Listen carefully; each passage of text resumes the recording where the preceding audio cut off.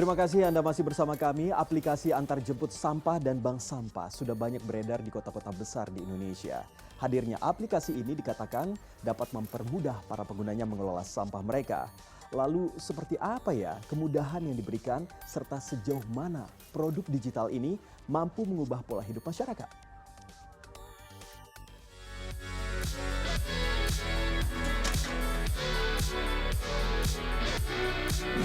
Data Kementerian Lingkungan Hidup dan Kehutanan menyebut setiap individu di Indonesia memproduksi hampir 1 kilogram sampah per hari.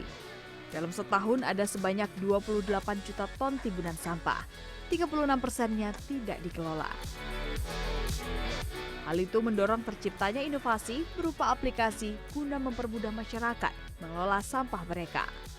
Produk digital tersebut membantu penggunanya berlangganan jemput sampah atau menyetor sampah anorganik ke kios-kios yang sudah disediakan untuk didaur ulang.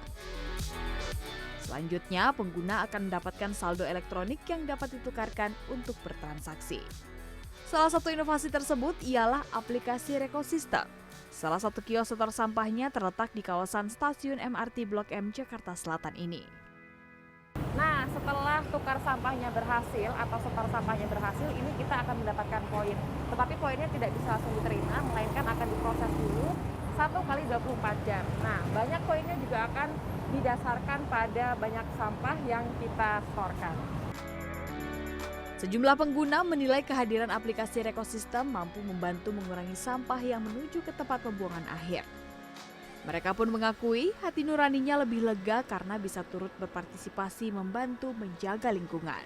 Jadi kita bisa pisahkan dulu, jadi yang benar-benar masuk ke tempat pengolahan akhir ke Bantar Gebang juga berbeda dengan apa yang kira-kira bisa dimanfaatkan ulang, jadi yang terbuang ke akhir lebih berkurang.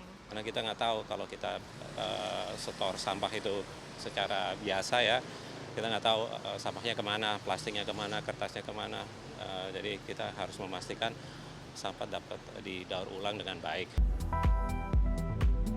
Depot-depot setor sampah atau waste station ini tersebar di sejumlah titik di Jakarta dan di Surabaya.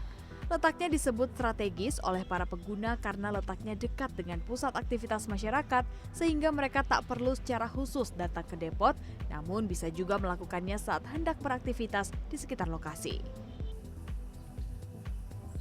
Founder Rekosistem, Joshua Valentino mengatakan, banyaknya depot yang disediakan bertujuan untuk meningkatkan kesadaran masyarakat akan daur ulang sampah di sekitar mereka.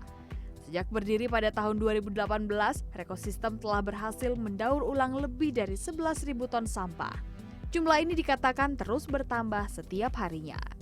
Secara internal kami mendorong untuk menyediakan banyaknya waste station atau drop box ini. Sehingga dengan mudahnya akses tersebut orang-orang tuh lebih sadar, wah tinggal kesini aja semudah itu. Berikutnya didukung dengan digital, dengan aplikasi. Baik itu mau orang menyumbang sampah, jadi menyerahkan saja atau menukarnya sebagai reward. Tiap penyetor mendapat kode unik untuk ditukarkan menjadi uang elektronik.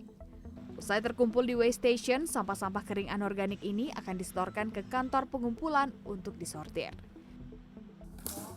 Rekosistem membagi sampah menjadi 11 kategori. Antara lain sampah plastik, plastik multilayer seperti kemasan sachet, sampah kardus, kertas, logam, kaca, e-waste atau sampah elektronik, residu, jelantah, sampah kayu, serta sampah anorganik lain. Pembagian kategori ini dilakukan untuk mempermudah pabrik dalam mendaur ulang sampah. Nah, setiap satu kemasan sampah yang diterima dari waste station pasti punya kode SS atau setor sampah seperti ini. Dalam satu kemasan ini ada beberapa jenis sampah yang mana harus dipilah dalam 11 kategori yang tertera dalam list. Nah, ini ketika sudah dipilah, maka selanjutnya akan didistribusikan ke gudang pendaur ulang untuk diproses selanjutnya.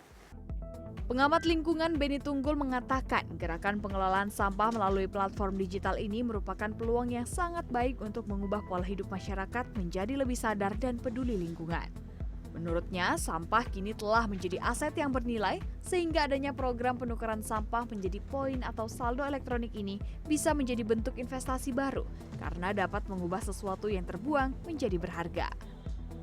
Ini bagi saya sesuatu hal yang sangat perlu dikembangkan Karena selama ini kelemahan kita, para aktivis lingkungan ataupun para pelaku lingkungan itu hanya mensosialisasikan bagaimana mengurangi sampah. Tidak mempunyai satu stimulan atau target yang dimana itu mempunyai keuntungan ganda ya. Pertama kepada manusianya dan kemudian kepada alam.